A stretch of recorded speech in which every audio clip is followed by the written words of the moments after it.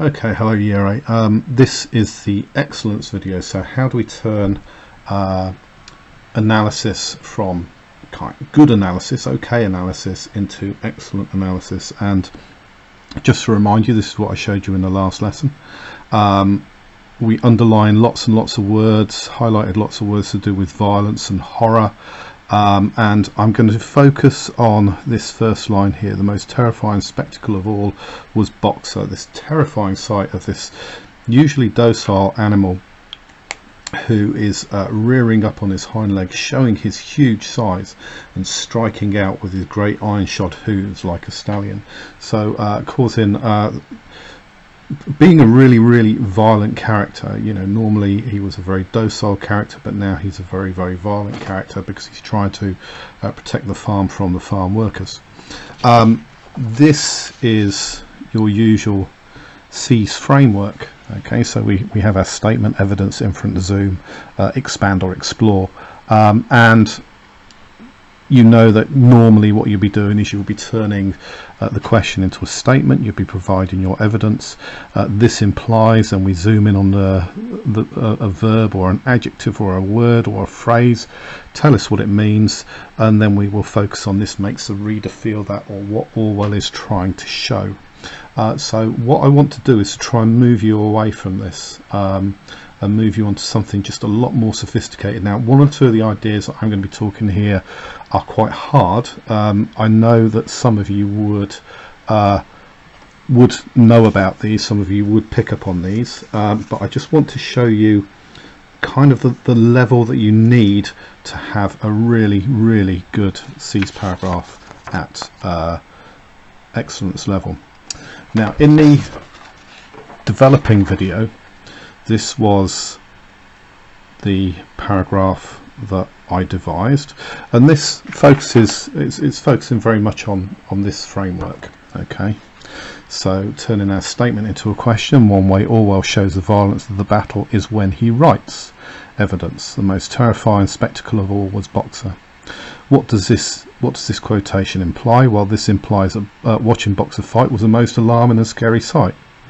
Now we're going to zoom in on a word from this quotation, and I've zoomed in on the adjective terrifying, which suggests that the sight of him would have struck fear into the farm workers. Now, why has Orwell done this? Well, Orwell wants to show how angry Boxer was that the men were trying to take the farm away from the animals. But thinking about Russian history and thinking about what the book is an allegory for, as Boxer represents the workers, perhaps it shows that Orwell thinks that people don't want to be ruled over again. Now this is okay, but this is really a good developing paragraph. You know, it's a very standard C's paragraph, and I want to show you how to develop these ideas further. So we'll take these away, and the first thing that I've done is I have made my statement, but rather than just turning the question into a statement, I've expanded it a little bit further. So let me just find my previous statement. So this is your developing statement. One way Orwell shows the violence of the battle is when he writes. Well, here I've changed it slightly. I've just made it that little bit more sophisticated. One way Orwell shows the violence of the battle is when he depicts the sight of Boxer in battle. So as a reader, I know exactly that you're going to be focusing on Boxer. So I've been a bit more specific about which part of the text I'm going to be talking about, and I've got my quotation here. This is all one sentence. By writing that Boxer is the most terrifying spectacle of all, and that should be a full stop there, so we'll turn that into a full stop. So one way Orwell shows the violence of the battle is when he depicts the sight of Boxer in battle, by writing that Boxer is the most terrifying spectacle of all. So I've got a little bit more reference to the text there, and I've got my quotation, my initial quotation. Now, when it comes to writing at a higher level, this is one way of doing this, and that is by integrating the inference and the zoom. Okay, so putting the inference and the zoom together. Now, if I just remind you very quickly, this was the developing inference, this implies that watching Boxer fight was the most alarming and scary sight. The adjective terrifying suggests the sight of him would have struck fear into the farm workers. Well, what I've done is I've integrated this into one sentence, and what I've done is kind of zoomed in right from the off.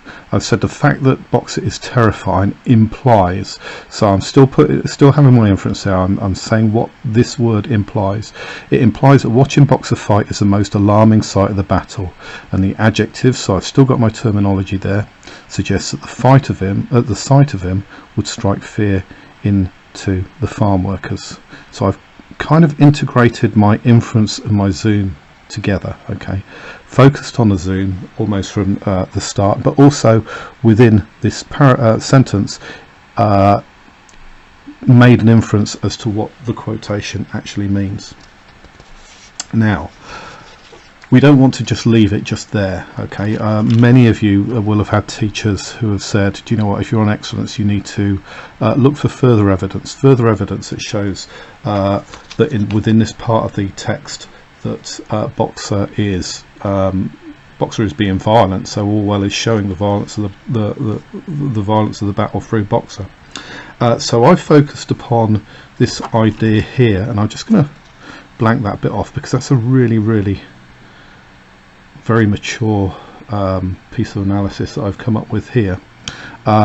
So I'm linking this to further quotations. Furthermore, the fact he is striking out with his great iron-shod hooves, and notice that the striking out and great iron-shod hooves, they're a part of the sentence. So what I'm doing is I'm integrating my quotations within the sentence. It symbolises the idea that Boxer possesses a deadly weapon to use against the men, okay, because he's got these great iron-shod hooves. We could focus perhaps on the idea that iron is a very strong metal, and it's so it's very dangerous. But I actually thought about this a little bit more, and this is what makes this, I think, an excellent paragraph. Where did he get these iron-shod hooves? Do horses in the wild have iron-shod hooves? No, they don't. Horses in the wild do not have horseshoes on them, okay, they kind of run wild. It's only when we own horses that we put horseshoes on them, and it's these great iron-shod hooves that are the weapon. Okay, so actually it's ironic in a way that this weapon that is being used against the men has actually been created by the men. The men, in making Boxer domestic, in making him be their servant, they've put shoes on him, they put horseshoes on him that he is using as a weapon against them. So in a sense, I know Boxer's very strong anyway, but these weapons that he's using are weapons that men have created. So they're kind of, in a sense, they've kind of like they're being fought against by their own weapons, by their own invention. And this is what I've tried to convey here. I've said, ironically, the fact that the horseshoes would have been put on Boxer by a human shows that the men are being seriously hurt by something that man has created. And what this is suggesting is that perhaps by forcing the animals to work for them, the man is helping to create his own downfall. That is a really high level idea, spotting that Boxer is wearing man-made things. However, the important thing is recognizing that for excellence, you're not just talking about one quotation, you're moving on, you're looking at other quotations and saying how this all focuses on the idea of violence. Now I've got to have my final explore, and I need to be a little bit more specific in terms of the context, in terms of this being an allegory for the Russian Revolution. I'll go with the literal interpretation first. You know, perhaps Orwell is trying to show how angry Boxer was that the men were trying to take the farm away from the animals, and that he was desperate to fight to keep the farm for the rest of the animals. So he's just desperate to keep that farm. That's why he's being so violent.